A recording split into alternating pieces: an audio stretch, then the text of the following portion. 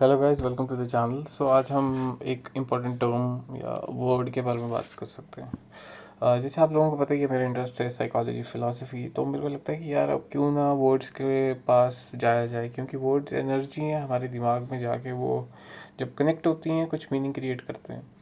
And it's just like unlock होती हैं कुछ चीज़ें कनेक्ट होती हैं। So why not to study important words.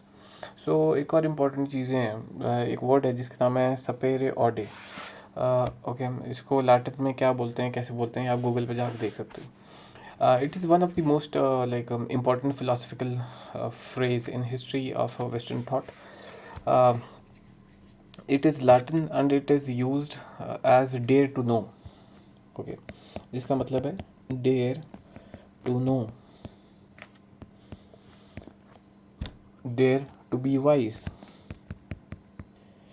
dare to be wise, कि जानने के लिए हिम्मत रखो, जानने की कोशिश करो, चीज़ें सीखो, हिम्मत रखो चीज़ें जानने की। Have the courage to use your own reason. Okay, but there is an interesting twist. Okay, so अब इसको इसने दिया है एमिल कांट ने। And Kant made it famous, but Kant did not originate it. Okay, so who originally said it? Okay, the phrase comes from the Roman poet.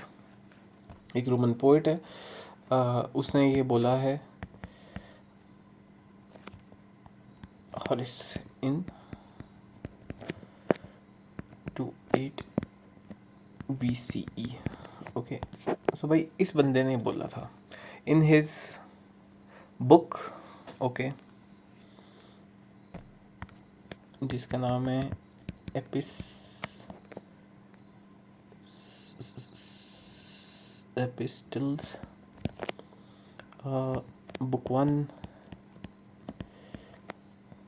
Okay, letter 2, इसी में ही book के अंदर है लेटर 2।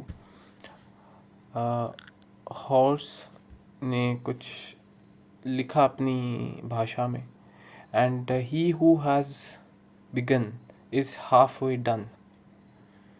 ओके, बेसिकली उसने जो लिखा हुआ है वो मैं आपको बताता हूँ। उसने अपनी भाषा में लिखा है, जो मैं पढ़ के सुना रहा हूँ। उसका नाम है डिमी ड्यूम फैस्टी क्वी काइपिट हैबिट सपेर आडे इन सिपे, जिसका मतलब है he who has begun in is half way done. जिसने स्टार्ट कर दिया वो हाफ वे पहुँच गया। ओके, लाइक पॉइंट ए है तो पॉइंट बी है, तो वो पहुँच ही गया है। सो डेयर टू नो, हिम्मत रखो जानने की, क्या है आगे और क्या है, what's next to the cliff. Okay, so originally sapere aude was primarily a political slogan, okay, or a declaration of intellectual freedom. ये फ्रेज़ काफ़ी फेमस हुआ इन द वेस्ट कि भाई चीज़ें जाननी है, चीज़ें सीखनी है, चीज़ों को और अंडरस्टैंड करना है, हिम्मत रखनी है। जब आप यूनिवर्सिटी में ह्यूमैनिटीज़ के कोर्सेज़ करते हो तो वहाँ पे जाके आप ये सब चीज़ें सीखते हो और समझते हो। ओके, सो तो हॉरिस जो है वो इनक्रेज कर रहा है लोगों को कि भाई हेजिटेट मत करो, ठीक है। परस्यू विजडम, आप चीज़ें जानने की कोशिश करो, and actually begin living intelligently. Okay, so आप देखो कई लोग जो है कुछ लिमिटेड सब्जेक्ट ही पढ़ते हैं और उसी को अपनी आइडेंटिटी बता देते हैं।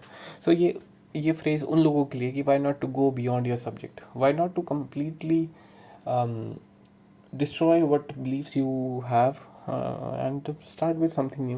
If you are from the medical sciences, why not you are studying philosophy? And if you are from philosophical background, why not you are studying physics, or maybe quantum mechanics, or maybe morphogenic energy or engineering? Why not you are studying political economics or maybe other subjects? Okay, then why it is associated with Kant? ठीक है, तो भाई can't का नाम ही क्यों आता है इस फ्रेज के साथ? So okay, So this is where the phrase become historically exposed. In 1784, a German philosopher Emil Kant published his famous essay. जिस essay का नाम है An Answer to the Question, What is Enlightenment? तो उसने Kant has a fundamental question like, is that why do humans begins other people to think for them? And his answer was extraordinary. He said, enlightenment means humanity's emergence from its self imposed intellectual immaturity. Then he gives the motto sapere aude, have courage to use your own reason, कि अपना खुद का दिमाग लगाओ, अपनी खुद की reasoning लगाओ. And he calls it the motto of enlightenment. तो भाई कांट ने बोला कि इसको अपना मोटो बना दो of enlightenment. This transformed the meaning of ancient Roman phrase which was given by Horace, a day to become wise, begin. Can't ने बस इसको थोड़ा सा ट्रांसफॉर्म किया अपने अपने अपने अपने शब्दों में, dare to think for yourself. Okay, अब अपने अपने अपने बारे में सोचो. That that that is that made all the difference. Okay, so भाई अब उसने बोला कि सपैर ऑडे कांट ने. So what wasn't simply saying, वो ये नहीं बोल रहा था believing what you want, believe in what you want. He was saying almost the opposite. He was arguing for independent reasoning. Kant आपको हिम्मत दे रहा है, करेज दे रहा है to think and use your own independence reasoning.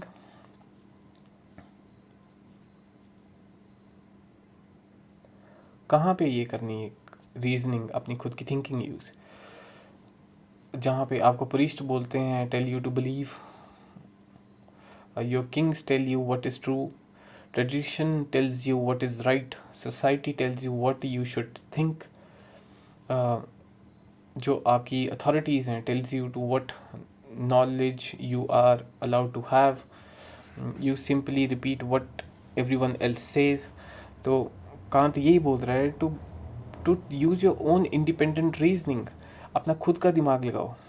ठीक है, what are you telling people who using? He wants people to use courage, to use it independently. खुद से अपना दिमाग लगाओ, खुद की अलग पहचान बनाओ. He wants to identify laziness and cowardness as a major reason because people remain intellectually dependent. आपको कोई ना कोई बता रहा है, आपको किंग्स बता रहे हैं, प्रीस्ट बता रही हैं, टेक्स्ट बुक बता रही हैं जो ट्रेडिशनली, आपको गवर्नमेंट बता रही है, आपको सोसाइटी बता रही है, आपको अथॉरिटीज़ बोल रही हैं कि ये करो, ऐसा करो, वैसा करो. Okay, he wants you to be curious, to study. Okay, take responsibility of your own thinking. आपने जॉर्ज ऑरवेल की वो बुक पढ़ी होगी 1847, 1840, जॉर्ज ऑरवेल, 1947 सॉरी 1984. ओके, तो जो उसमें बताया कि कैसे गवर्नमेंट आपको ब्रेन वॉश करती है, आपको बताती है कि हाँ भाई हर एक चीज़ें सब कुछ चंगा सी, बहुत टीवी पे आपके चीज़ें चल रही हैं एंड आपको लग रहा है कि वाह देश तो स्काई रॉकेट तो हो रहा है, बट इन रियलिटी ग्राउंड पे कुछ और हो रहा होता है. So he wants you to take the responsibility of your own thinking, question everything.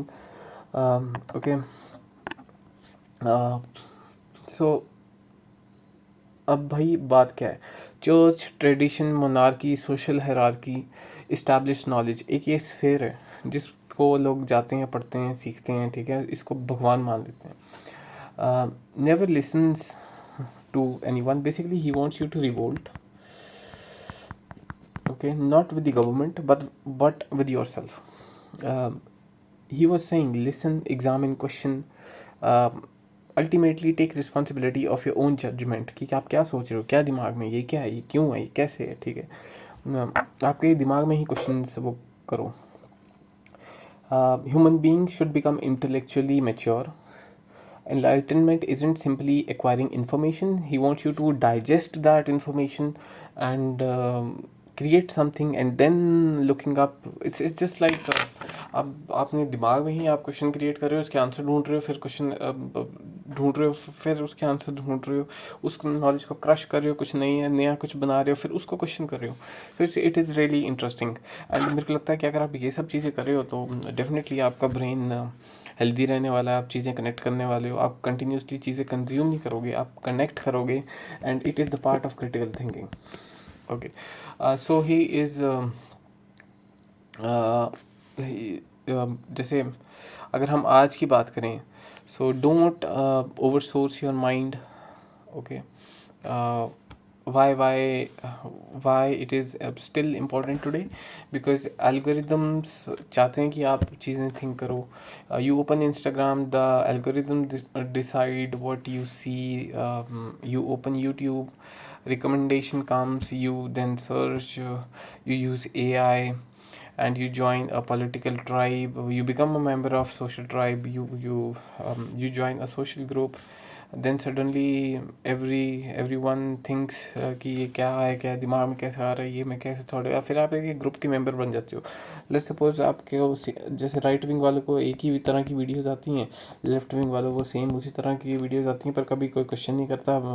Left wing वाला कर लेता है, राइट विंग वाला भी करता है, पर वो इतना नहीं करता क्योंकि वो उसने कभी क्रिटिकल थिंकिंग की नहीं होती. ओके, सो मैं ये नहीं बोल रहा कि राइट विंग ने कुछ नहीं किया, मैं बोल रहा हूँ इम्पोर्टेंट है, पर एक्सट्रीम इम्पोर्टेंट प्रेशराइज करना, किसी को मैनिपुलेट करना, it's not a right thing. आपके ओपिनियंस कौन फॉर्म करते हैं? आपके ओपिनियंस फॉर्म करते हैं आपके पेरेंट्स, आपके रिलीजन, आपके political party, social class, friends, Instagram, YouTube. May be अगर आप एक्स ज़्यादा यूज़ कर रहे हो तो आपके ट्विटर. अब ना वो अभी के टाइम पे एआई भी यूज़ हो जाएगा.